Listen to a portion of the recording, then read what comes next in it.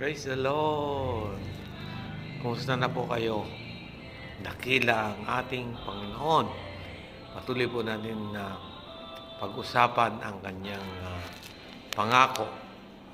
Ang pangako po niya na winika sa aklat ng Efeso 3:20. Alam niyo po ba na itong pangakong ito ay binabanggit niya po dito yung kanyang more than enough na katangian bilang dakilang Diyos, dakilang Ama ng ating buhay espiritual.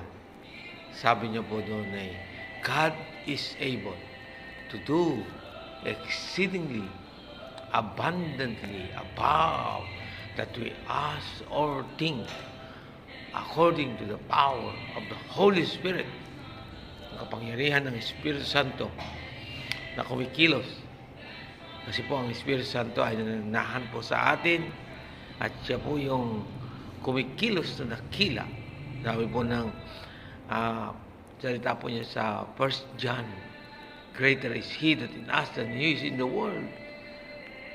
Talaga pong we acknowledge and we appreciate the power of the Holy Spirit. Yun pong sinabi rin ng Lord na pagka ang atake ng Diablo ay tumitindi, sabi ng Panginoon ay He will raise the standard of the Holy Spirit. Dahil po sa ganun ay maipakita na ang kanyang kadakilaan ay wala nang masigit pa, sapagkat ang Diyos ang pinakadakila sa lahat. Kahit po sa ating kapanahunan, sa mga dinadanas po natin, o yung mga sufferings, pagsubok ng ating pananampalataya, nandun ang Panginoon. He is great. More than we ask, more than we think. What is your asking today? Ano ba yung hinihingi mo sa araw na ito?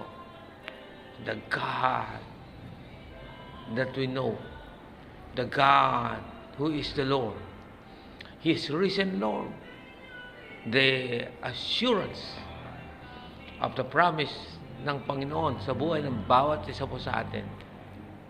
Because nung sinabi po niya na after 3 days